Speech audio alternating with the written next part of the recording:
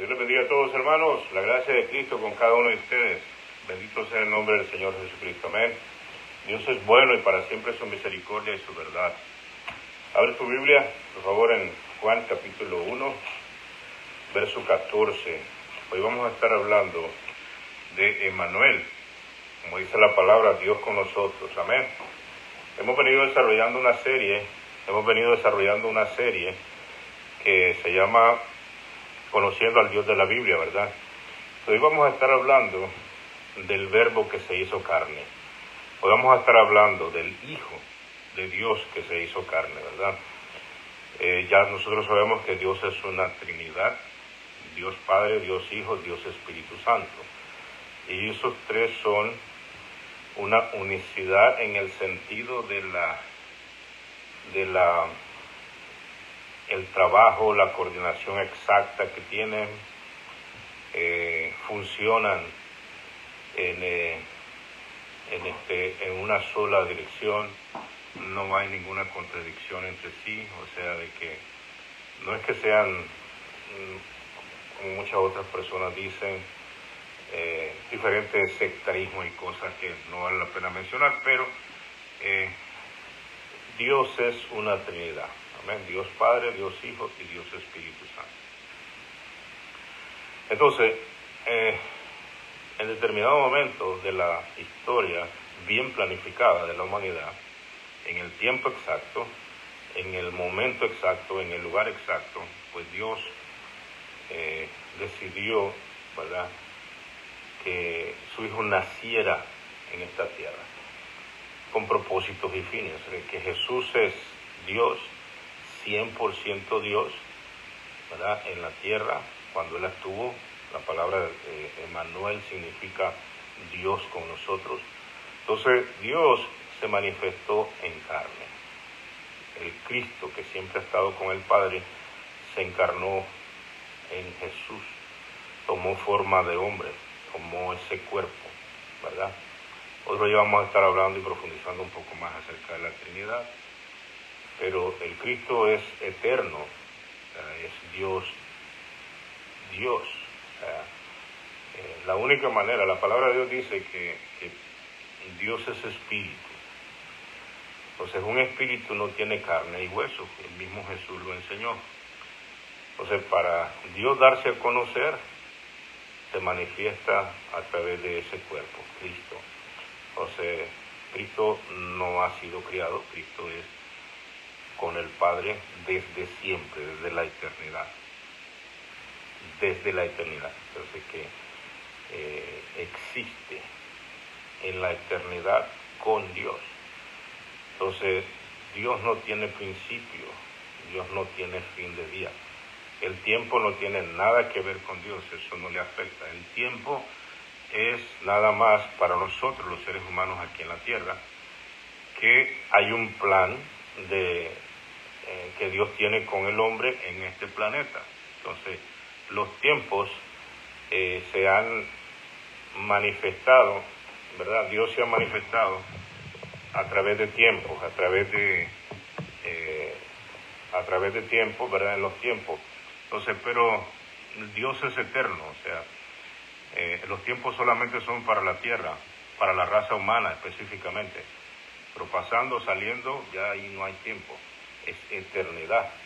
Entonces, Dios no le afecta absolutamente el tiempo. Entonces, Dios Padre, Dios Hijo y Dios Espíritu Santo. Esa Trinidad siempre ha estado desde siempre, existe, ¿verdad? La palabra del Señor nos dice de que nosotros fuimos hechos a imagen conforme a semejanza de Dios. Entonces nosotros, en cierta manera, manifestamos una triunidad en nosotros. Porque, por ejemplo, nosotros somos espíritu, alma y cuerpo. Entonces, dice la palabra del Señor que somos hechos de la misma imagen, o sea, muy parecidos. Nosotros miramos al Cristo en la eternidad y tiene la apariencia de un hombre, ¿verdad? Y también miramos que nosotros tenemos un espíritu dentro de nosotros y tenemos un alma. Entonces, en el caso del Señor son tres, y los tres son uno, se manifiesta en tres diferentes personas, pero un mismo Dios, ¿verdad? Una unidad perfecta, una unidad excelente. Entonces, es Dios Padre, Dios Hijo y Dios Espíritu Santo. Ahora, el Hijo de Dios se manifestó en carne, dice la palabra del Señor. Si quiere vamos a Juan 1.14, mira cómo dice Juan 1.14. Vamos a leer desde el 12 para que lo entendamos un poquito más. Dice: mas a todos los que le recibieron, a los que creen en su nombre, les dio potestad de ser hechos hijos de Dios, los cuales no son engendrados de sangre, ni de voluntad de carne, ni de voluntad de varón, sino de Dios.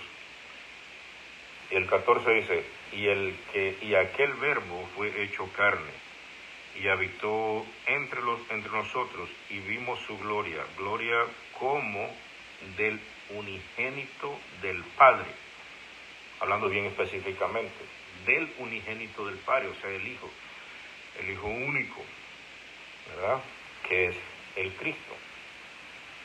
Gloria como del unigénito del Padre, lleno de gracia y de verdad.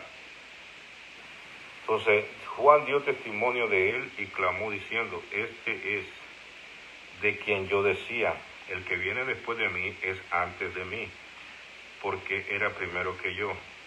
Porque de su plenitud tomamos todos, y gracia sobre gracia. Entonces, nosotros entendemos, aquí este pasaje nos revela que Jesús, ya en la tierra, ¿verdad?, el Salvador se manifiesta en carne. O sea, el Cristo, el Hijo de Dios, se encarnó y tomó forma de hombre. Él era 100% Dios y 100% hombre.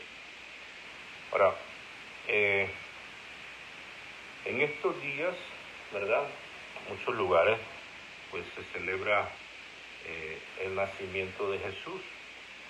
Entonces, eso no es importante cuándo nació Jesús, ni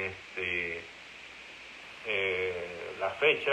Hay mucho debate, hay muchas personas que agarran estas fechas y comienzan a decir un montón de cosas, y etcétera, etcétera. Todos los años lo mismo. Pero esto es una tradición, esto es simplemente una tradición. ¿Cuándo nació Jesús en la tierra? Eso es irrelevante.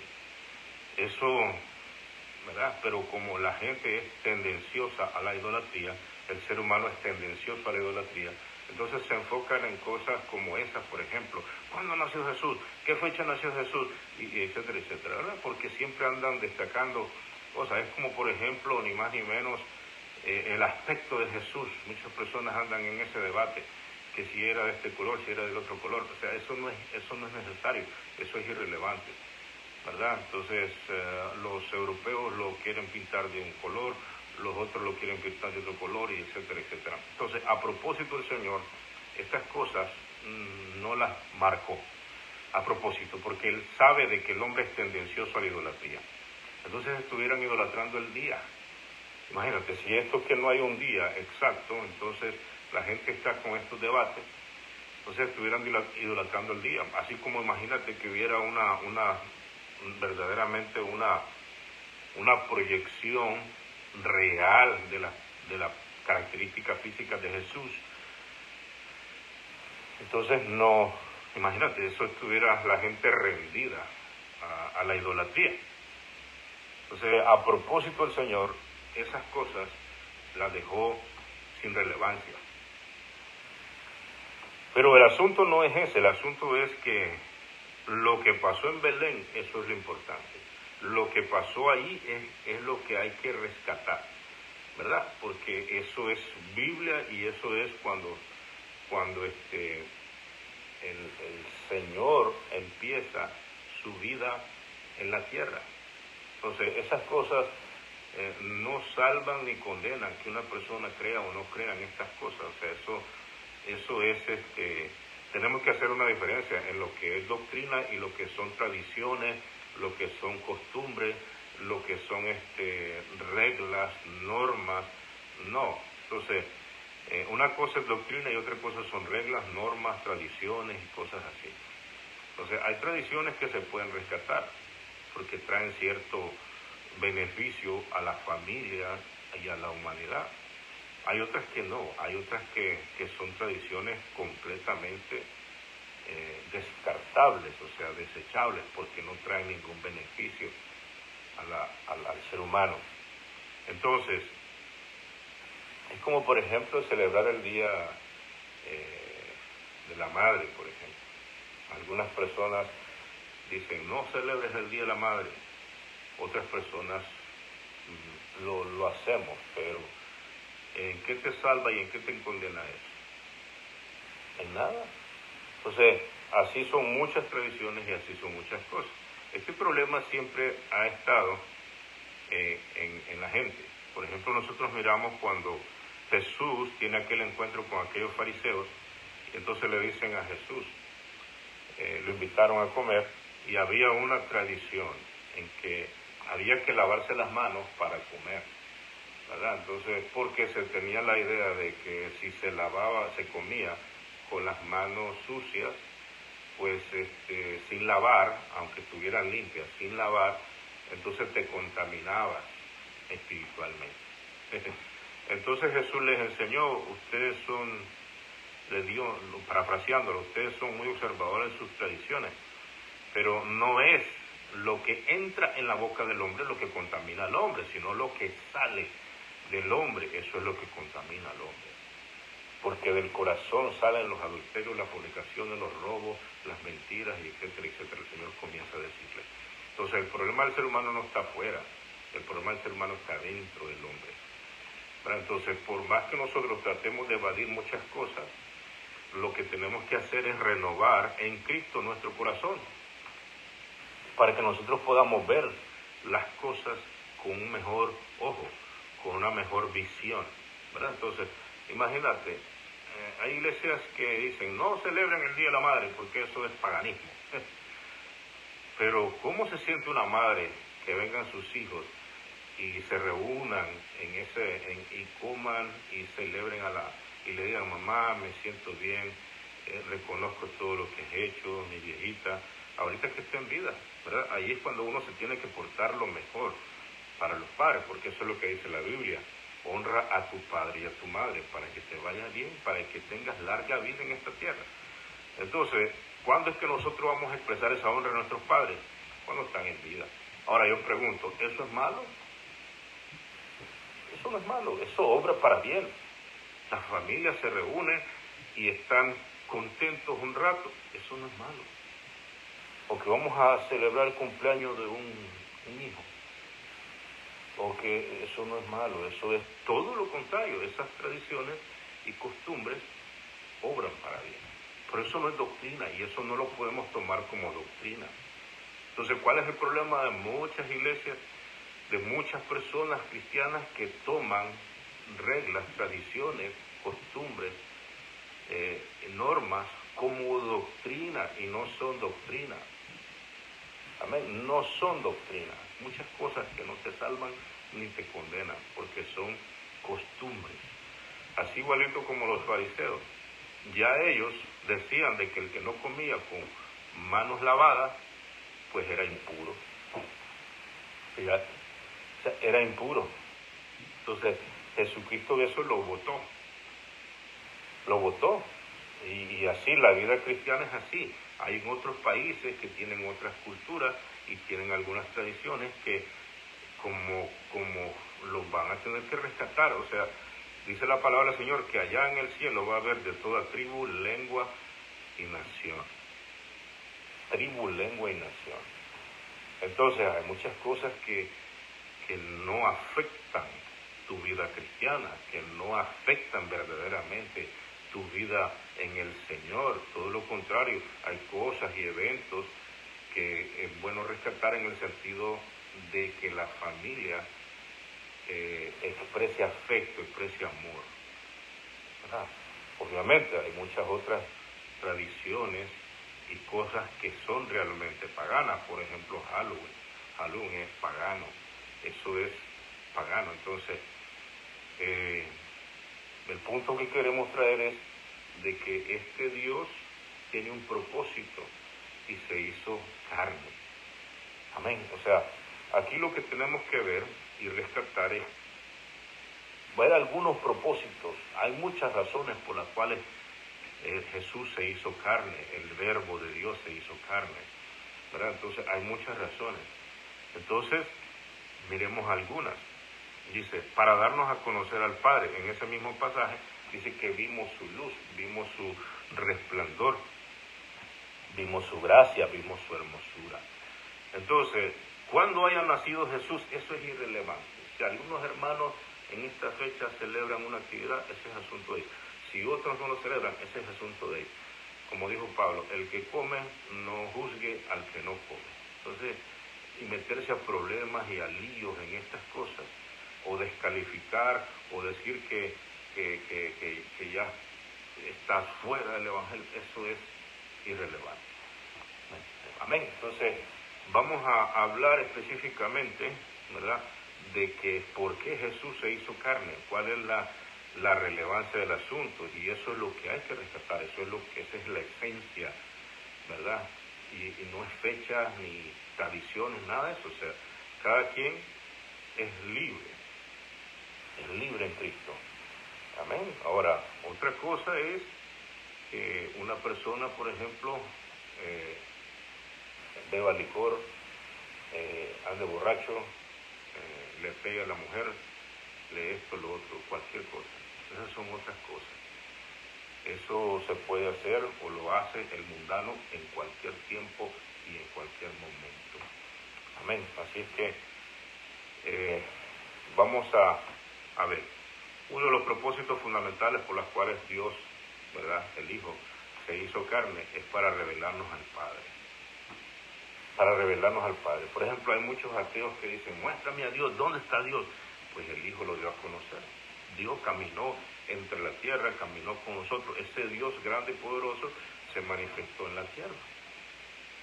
Y anduvo con los hombres, comió con los hombres y se manifestó en la persona de Jesús, ¿verdad? Entonces, tenía el propósito de venir en carne, viene a redimir la humanidad y ejerció su ministerio en carne. Él no dejó de ser Dios, pero él no llevó su ministerio como Dios. ¿Por qué? Porque tenía que vivir como hombre para poder redimir la humanidad. Él fue tentado en todo, pero sin pecado. Pero cuando él fue tentado, su naturaleza divina no estaba en acción, por decir así, en el sentido de que Dios no puede ser tentado. Eso dice la Biblia. Pero ahí Jesús no está como Dios, llevando la tentación. Está en una naturaleza similar a la de Adán. Por ejemplo, nosotros miramos en el desierto una de las primeras tentaciones expresadas en la Escritura. Lucas capítulo 4 dice que él fue llevado al desierto específicamente para ser tentado por el diablo. Entonces aquí es como una réplica de lo que pasó en el Edén, pero en un sentido es una réplica muy similar, pero en un sentido con unos tonos diferentes, en el sentido de que, por ejemplo, Adán estaba en un huerto, en el Edén, en un paraíso donde había todo, y tenía la autorización de comer de todo, y comió, y cayó. Jesús aquí está en el desierto, 40 días y 40 noches sin comer, y viene la propuesta de que coma. Si en verdad eres el Hijo de Dios, dile a esa piedra que se convierta en pan. Entonces miramos el extremo de Jesús, miramos a Jesús que está con la necesidad de comer, y después de un ayuno de 40 días y 40 noches, y no cayó, rechazó. Y es una naturaleza similar a la de Adán, muy similar, igual, una naturaleza igual. Jesús es el segundo Adán. Ahora, y así, en todas las tres tentaciones, las tres etapas de la tentación, no vamos a entrar mucho ahí, tiene que ver con probar la naturaleza humana de Jesús, pero no pecó. Entonces Jesús debía de ser tentado, se le permitió. al diablo tentarlo. Precisamente porque esa es una de las razones, más adelante lo vamos a hablar, ¿verdad?, por las cuales vino Jesús. Entonces nos vino a manifestar la gloria de Dios. Dios acercándose al ser humano. Dios manifestando su amor. La mayor expresión de amor de Dios es Cristo. Jesucristo en la tierra. Jesucristo, por eso se llamaba él Jesucristo. Era un nombre compuesto. El Cristo que estaba en la eternidad y Jesús, la manifestación en carne. Entonces, el mismo Jesús ahí, Jesucristo. Entonces, vino a manifestar a Dios, vino a acercar a Dios al hombre, como siempre Dios buscando al hombre. Dios siempre ha tomado la iniciativa.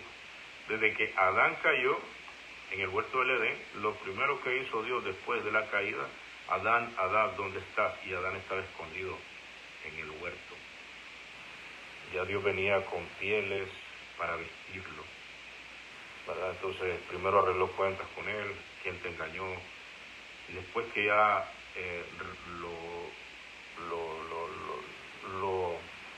lo sanó en una manera, obviamente vienen consecuencias. Fueron expulsados del huerto, porque en desobediencia pues nosotros no podemos tener las mismas bendiciones que Dios le da a un hijo obediente, pues no es así. Entonces vinieron consecuencias, ¿verdad? Entonces, pero nosotros vemos ahí lo mismo que Dios hizo en el Edén con Adán, lo mismo que Dios hace por medio de Jesús, ¿verdad? Entonces comienza a predicar y buscando al hombre, llamando al hombre al arrepentimiento, y le trae provisión. Yo les traigo ropas nuevas, vestidos nuevos, para que vivan. Entonces es exactamente lo mismo. Dios acercándose primero al hombre. Dios acercándose primero al hombre.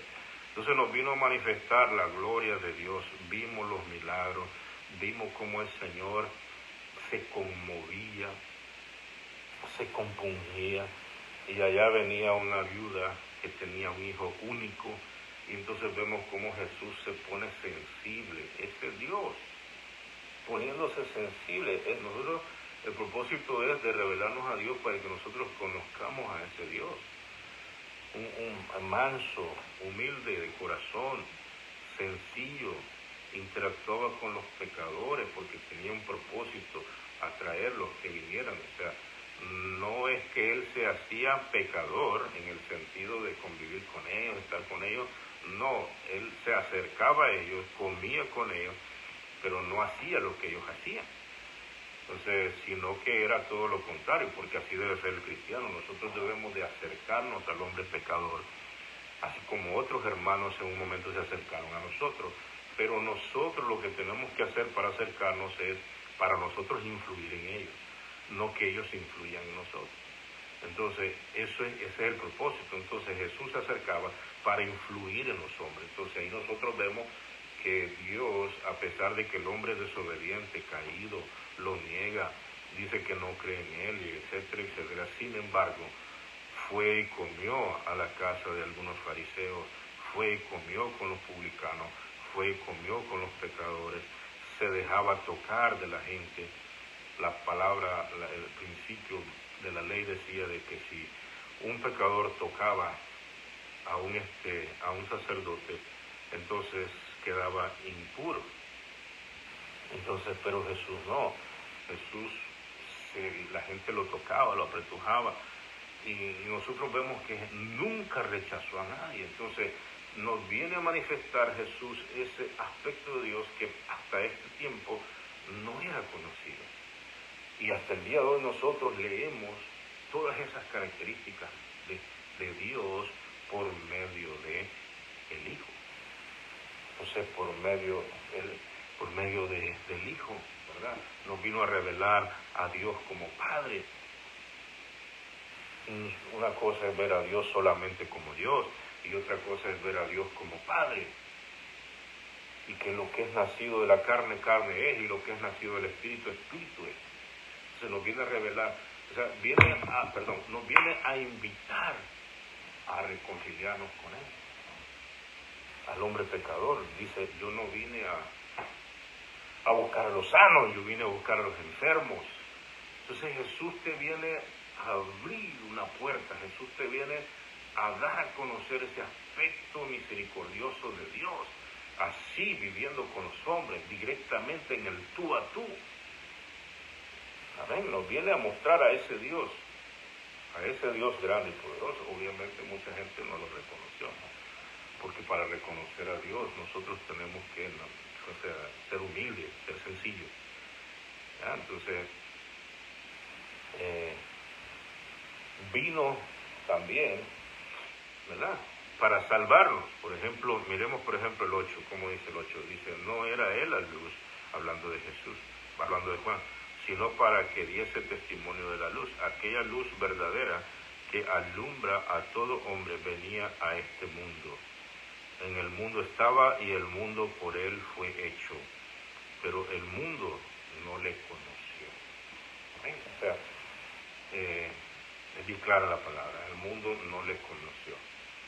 El mundo, como dijimos, es el sistema, es el estilo de vida del hombre que no conoce a Dios.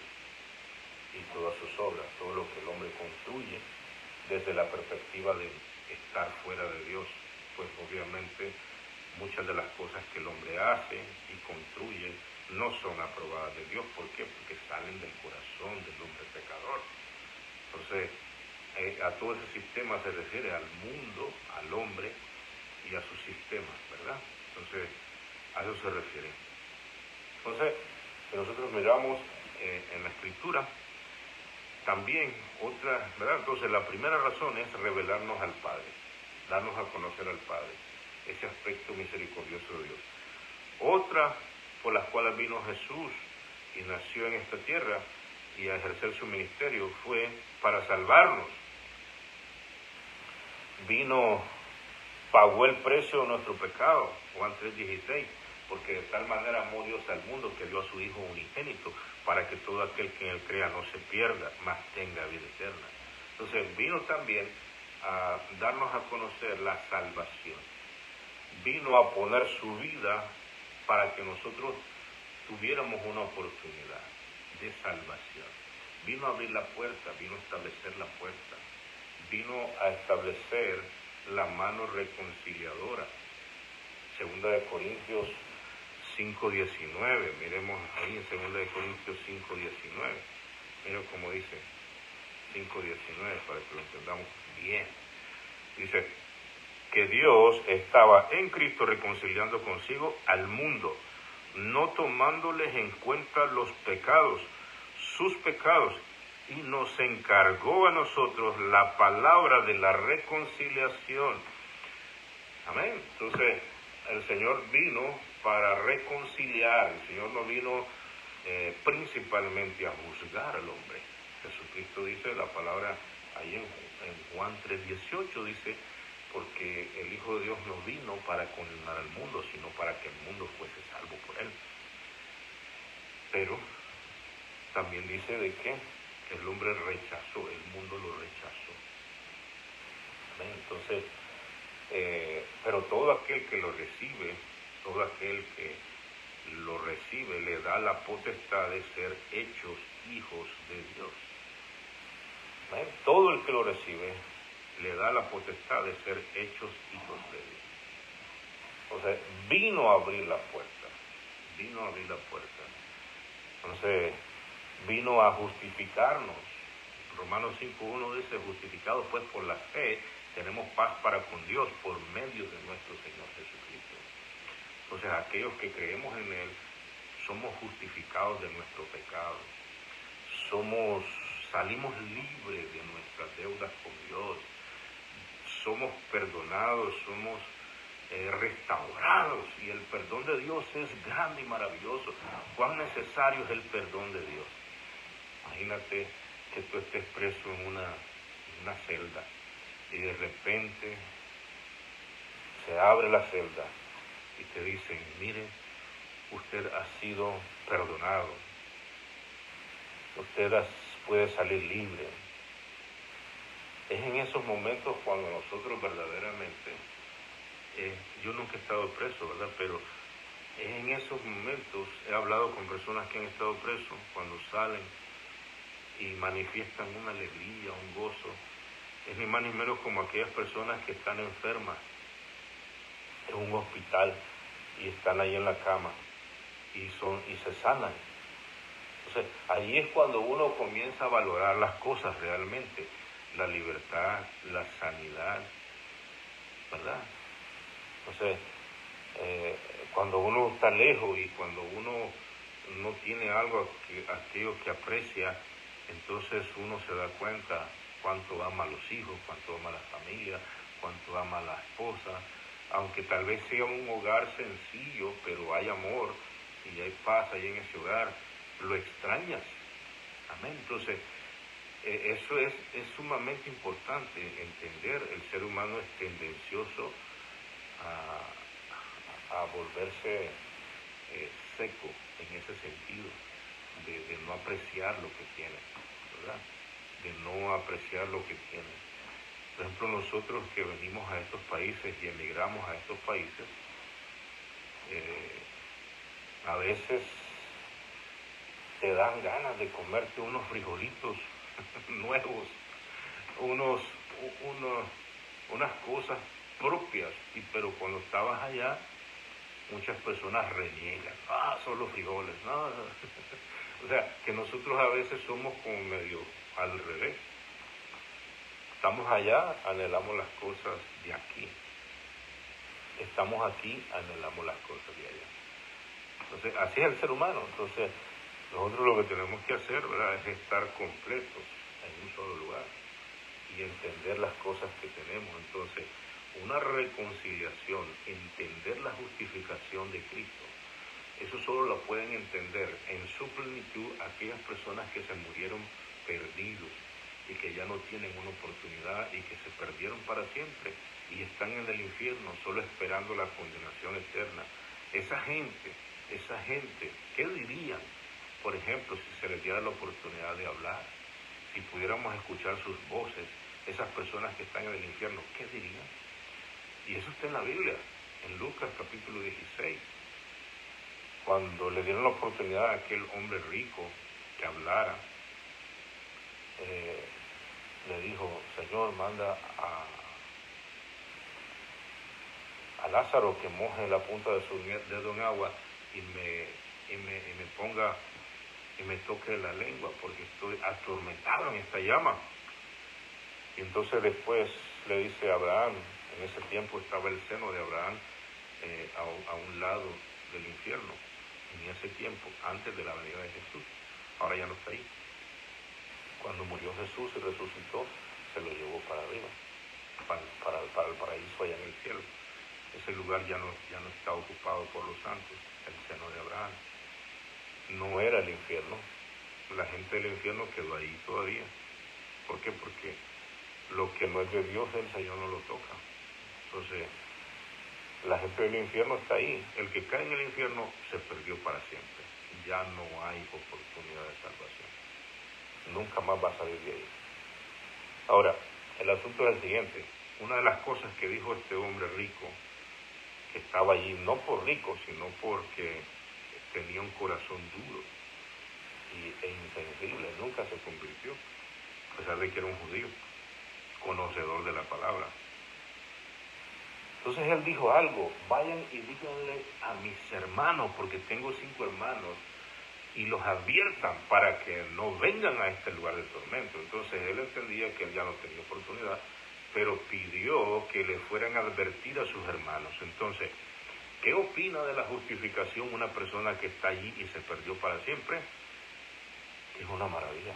Entonces, esa gente sí valora lo que es la justificación de Cristo. Esa gente sí valora, esas almas que están ahí sí valoran lo que es la redención que Jesucristo nos vino a dar. Esa gente sí valora la reconciliación, pero ya no hay oportunidad. Pero tú y yo tenemos oportunidad. Tú y yo estamos aquí afuera y tenemos la oportunidad de afirmarnos poderosamente en Cristo. Mira, la voluntad de Dios es que no nos perdamos. La voluntad de Dios es que estemos en las manos del Señor y en aquel día nosotros podamos ver a Cristo y podamos, si es que morimos antes de la venida del Señor, es que en el día de la resurrección nosotros podamos escuchar la voz que dice, sube acá, y ahí encontrarnos con Cristo Jesús. Y si Él viene antes de que nosotros moramos, como es el arrebatamiento de la iglesia, pues amén, nos vamos con Cristo. Ese es el reto mayor del hombre. Entonces, a eso vino Jesús. Entendamos que Jesús vino para salvar, pero nosotros debemos de creer, y creer de todo corazón. Amén, de todo corazón. Y no nos olvidemos que tenemos un sacerdote reconciliador. Entonces vengamos al sacerdote constantemente. Vengamos al sacerdote constantemente, a Jesús, nuestro sacerdote. Jesús vino a establecer un sacerdocio también. Jesucristo vino a darnos vida, y vida en abundancia. Vamos a ir ahí a Juan 10. Juan 10, mira cómo dice, el ladrón no viene sino para hurtar y matar y destruir. Yo he venido, hablando Jesús, para que tengan vida y para que la tengan en abundancia. Amén. Entonces Jesús vino a darnos vida. ¿Por qué? Porque nosotros estábamos muertos en nuestros delitos y pecados. Amén. Cuando la palabra del Señor dice que nos vino a dar vida, no se refiere a esta vida humana, porque la vida humana es efímera. La vida humana tiene principio y tiene fin. Fin en el sentido de que dejamos de existir sobre la faz de la tierra, ¿verdad? Pero la vida que habla Jesús es la vida eterna, donde vamos a estar por la eternidad. El tiempo ya no va a tener nada en qué afectarnos, ¿verdad? Él vino a darnos un cuerpo nuevo, una nueva naturaleza en la que vamos a vivir con ese nuevo cuerpo. Nuestra alma se va a mudar a ese cuerpo nuevo, nuestro espíritu se va a mudar a ese cuerpo nuevo, y entonces nosotros vamos a vivir por la eternidad. Eso es lo que Dios quiere, a eso vino. Esta naturaleza se va a morir, se envejece, se enferma, se pudre, pero Dios tiene la potestad para darnos una nueva naturaleza, un nuevo cuerpo, que vamos a vivir con Él por la eternidad, muy similar al que nosotros tenemos hoy en día. Posiblemente vamos a guardar nuestra forma física, posiblemente inclusive nuestro color de piel, nuestro aspecto es lo único que es perfecto, ¿verdad? Perfecto. Pero sí, Jesús fue reconocido por sus apóstoles después que Él resucitó, quiere decir que conservó su apariencia después de la resurrección. Entonces, nosotros igual, así que vamos a vivir por la eternidad. Él vino a darnos vida, y vida eterna, y vida en abundancia. ¿Amén? Una vida en abundancia quiere decir que ya no morimos, abundante vida. Amén. Entonces, estableció la puerta Jesucristo ahí mismo en Juan 10:9. Miremos cómo dice, 10:9, miren cómo dice. El 7 vamos a leer. Volvió pues Jesús a decirles, de cierto os digo, yo soy la puerta de las ovejas. Todos los que antes de mí vinieron, ladrones son y salteadores, pero no los oyeron las ovejas. El 9 dice, yo soy la puerta, el que por mí entrare será salvo, y entrará y saldrá y hallará pastos. Vino a llenar la necesidad del ser humano. Lo que nosotros como seres humanos necesitamos es la satisfacción de Dios en nosotros. Y vino a enseñarnos la puerta, vino a convertirnos en ovejas de su prado, ovejas que sepan comer su alimento. Jesucristo dijo, yo soy el pan que descendió del cielo. Amén. Entonces, cuando nosotros nos comemos ese pan que estamos comiendo ahorita, exactamente, es la palabra de Dios, y entonces tenemos vida, tenemos el entendimiento, podemos entrar y somos ovejas de Jesús. Entonces, vino a eso el Señor. Eso es lo que tenemos que rescatar y eso es lo que menos se habla con respecto al nacimiento de Jesús, por ejemplo. Eso es lo que menos se habla. Entonces, pues la gente hace otro montón de cosas. El que no conoce a Dios, pues es un objeto de parranda, de fiestas, de pleitos, de guerras y todo, ¿verdad? Pero el problema es el siguiente, de que todo eso se va a terminar.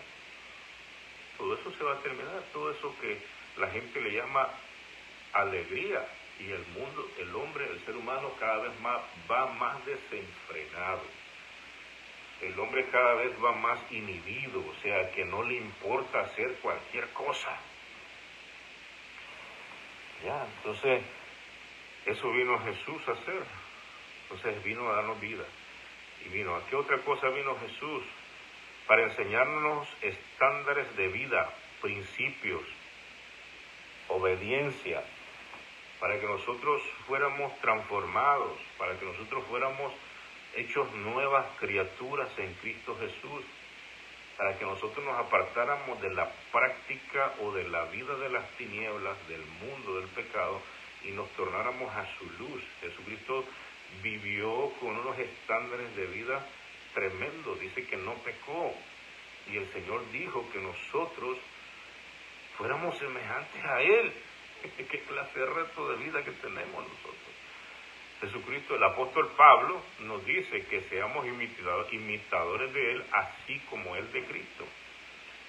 Imagínate, o sea, nos vino a dar unos estándares de vida al máximo, ¿verdad? Y ese debe ser nuestro reto de nosotros como cristianos, vivir en esos estándares, cuidar nuestros pensamientos, nuestras palabras, nuestro estilo de vida, nuestras obras, que demos fruto para Dios, un estilo de vida.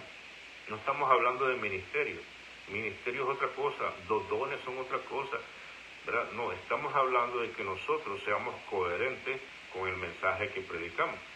Y desde todos los hermanos y todos los ministros y todo el mundo, que seamos todos los que somos hijos de Dios, que vivamos y nos esforcemos por vivir por los estándares que Jesús nos enseñó. Por esos estándares vino a darnos esa luz. Entonces, nos vino a establecer un estilo de vida. Antes eso estaba limitado solo para el pueblo de Israel y todas aquellas personas que se ajustaban a ese pueblo. Debían de vivir de acuerdo a la ley. Pero los estándares de Jesús van más allá. La ley decía que no codicies a la mujer de tu prójimo, ya está a punto. Aunque por dentro se estuviera quemando, aunque por dentro estuviera haciendo, que no cometerás adulterio, decía la ley, perdón. Entonces la gente mecánicamente no cometía adulterio, pero tenían la codicia. Pero Jesucristo nos enseña algo diferente, dice, va más profundo el asunto. Dice que oíste que fue dicho, no cometerás adulterio, dice Jesús. Pero yo digo que el que codicia a una mujer, el que mira a una mujer para codiciarla, ya adulteró en su corazón. Entonces los estándares con Jesús superan la ley, ¿verdad? Entonces, pero nos enseña que esos estándares nosotros solo los podemos vivir cuando nosotros tenemos el poder de Cristo en nosotros, que es el Espíritu Santo de Dios. Entonces nos vino a dar de su naturaleza para que nosotros podamos vivir esos estándares de vida como cristianos. Entonces es un reto vivir con esos estándares. Jesucristo vino, otra razón, la número 4, vino a traer su reino a la tierra. Amén. Jesús vino a traer el estilo de vida, el reino, el gobierno de Dios a la tierra. ¿Por qué? Porque la tierra estaba ingobernable. La tierra nunca se ha podido gobernar. ¿Por qué? Porque estamos alejados de Dios, hablando como raza. Entonces Jesús vino a traer el gobierno de Dios, eso quiere decir a la tierra. Entonces nos enseñó de que nosotros, para entrar al reino de los cielos, para ver el reino de los cielos, tenemos que arrepentirnos. Para entrar al reino de los cielos tenemos que nacer de nuevo.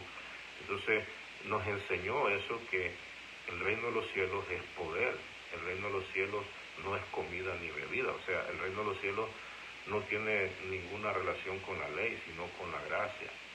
Eso es lo que quiere decir, no es comida ni bebida, sino que gozo, paz, justicia en el Espíritu. Entonces, nos vino a enseñar el reino de Dios, nos vino a formar para que nosotros seamos parte de ese reino de Dios. Vino a llamar al hombre. Amén. Jesucristo también vino, ¿verdad?, a traernos el reino de Dios. Jesucristo vino a abrirnos los ojos del entendimiento. Nosotros vemos que Jesús vino a darle una apertura al mundo espiritual. Jesucristo vino a darle una apertura al mundo espiritual. Antes, durante la ley, o sea, de la cruz para atrás, hasta el Edén, nosotros no vemos esa manifestación de, por ejemplo, echar fuera demonios, milagros, abrirle la vista a los ciegos, resucitar muertos, hablar de Dios como Padre, hablar de que nosotros podemos venir a Dios, hablar de la rebelión de Luzbel, hablar de las posesiones demoníacas, hablar del poder de Dios que libera a los cautivos por el diablo, y que hay liberaciones, que hay sanidades, milagros y todo eso. Entonces Jesús nos vino a abrir ese mundo, esa apertura, es que antes estaba limitado. Antes la gente no conocía muchas cosas del mundo espiritual, tenían cierta noción de un comportamiento espiritual, pero no había una enseñanza específica como la que vino a hablarnos nuestro Jesús. Entonces Jesucristo vino a traernos luz a nuestro entendimiento, en el sentido espiritual. Jesucristo vino a acercarnos, vino a despertar en nosotros ese interés espiritual, ¿verdad? Entonces vino a darnos conocimiento. Jesucristo habló del infierno tremendamente, habló del diablo, habló del demonio que sale y que después regresa y quiere buscar otra vez su casa, la que él llama su casa. Entonces todas esas enseñanzas, Jesucristo, por ejemplo, en Lucas capítulo 16 nos enseña lo que pasa cuando una persona perdida se muere y cuando una persona que se muere en Cristo, ¿verdad? Dice que en la muerte unos ascienden y otros descienden. Entonces nos vino a enseñar el destino de una persona que se muere sin Cristo y el destino de una persona que se muere con Cristo. Nos vino a enseñar todas esas cosas, nos vino a hablar de los acontecimientos últimos. Por ejemplo, nos vino a enseñar todo lo que va a pasar en el futuro, en la gran tribulación.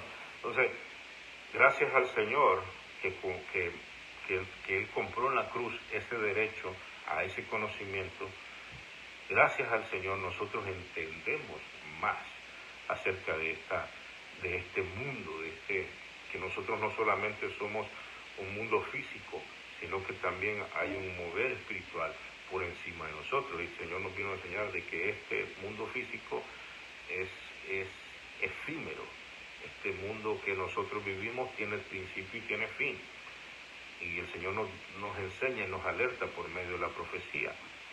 El Señor nos vino a enseñar dones, nos vino a enseñar lo que es ministerio, nos vino a enseñar todas esas cosas que nosotros tenemos, ¿verdad? Entonces nos vino a abrir el entendimiento, nos revela a Dios, nos enseña el mundo espiritual en otro nivel, cosas que no teníamos anteriormente, antes de su venida. Entonces nos enseña también otra razón que vino Jesús, es a probar en la cruz del Calvario un cuerpo de hombre, que el diablo se rebeló por su libre y espontánea voluntad, y nos enseña de que el príncipe de este mundo dice ha sido juzgado, y entonces ya está condenado. Entonces solo es cuestión de esperar, solo es cuestión de tiempo. Solo es cuestión de esperar, mantenerse, hacer lo que tenemos que hacer y esperar. Entonces eso es lo que significa el que Jesús haya venido a esta tierra y que haya vivido como hombre, nació como un niño, creció, se desarrolló. Dice que la palabra del Señor que crecía en estatura y conocimiento. Y también dice que por cuanto padeció, aprendió obediencia, o sea, que se desarrolló como un hombre. Y como un hombre llevó la cruz y murió por nosotros, sin dejar de ser Dios. Así que Dios te bendiga en gran manera. Espero que haya sido de bendición. Y en estas fechas que mucha gente celebra de todo, pues que tú entiendas de que esto es el sentido de la venida de Cristo. Y la fecha que esta es una fecha que eso es lo de menos. No te metas a esas discusiones porque son infructíferas. Eso le dijeron, eso nos enseña el apóstol, que no nos metamos a estas discusiones porque son infructíferas. Rescatemos el sentido de las cosas, ¿verdad? El sentido de las cosas. Y esa réplica por el nacimiento de Jesús, por ejemplo, en el pesebre, el nacimiento de Jesús en el pesebre debe ser en nosotros, en cada hombre, en cada mujer. Dice que José, María, embarazada, andaba buscando un lugar donde pasar la noche y andaba con los síntomas del parto. Entonces, eso simboliza a Jesús cuando dice, yo toco a la puerta y llamo. Si alguno abre, cenaré con él. Es exactamente lo mismo. O sea, olvídate de la fecha, mira lo que sucede. La pregunta es esta: si tú me estás escuchando y tú no le has dado ese lugar a Jesús para que nazca Jesús en tu corazón realmente, pues estás negando. Así como le negaron a Jesús, así como le dijeron a Jesús, no tenemos lugar aquí, sino que le dieron el pesebre, allá con los animales. Entonces, a veces nosotros, de la misma manera, igual, podemos darle a Jesús lo que no necesitamos en nuestra vida, el último lugar, donde tenemos otro montón de cosas. No, Dios quiere el corazón. Dios quiere el corazón para que en ese corazón suceda lo que sucedió en Belén, que Jesús nazca en tu corazón. Por eso es que no hay fecha, porque la fecha del nacimiento de Jesús en tu corazón es cuando tú le abres la puerta a Jesús. Es cuando tú le dices, Jesús, ven, pero yo no te voy a dar el pesebre, yo te voy a dar mi corazón, y te voy a dar el centro, y te voy a dar el mejor lugar que tengo, Señor, para que tú lo limpies, para que tú lo transformes. Entonces Jesús empieza a nacer en ti y se comienza a manifestar a través de ti, y de la misma manera como creció y se manifestó en su adultez, así pasará en ti. Pues se manifestará Cristo, el carácter de Cristo en ti, a través de ti, con tus obras, con eso que hemos estado hablando, esos estándares de vida y todo eso, y vas a cumplir tu propósito por el cual Dios te ha llamado en esta tierra. Por eso depende de ti. Así que reflexiona, que Dios te bendiga en gran manera, que Dios te bendiga en gran manera, y que el Señor te ayude a acercarte a Él si es que no estás cerca de Él, y te ayude a mantenerte si es que estás en Cristo Jesús. Que Dios te bendiga en gran manera. Padre, gracias en el nombre de nuestro Señor Jesucristo por tu amor, tu misericordia, tu piedad y tu bondad. Gracias, Rey de Reyes, en el nombre de Cristo Jesús. Bendice, Dios mío, a todas aquellas personas que están, Dios mío, viendo este video, en el nombre de Cristo Jesús. Amén. Que Dios te bendiga.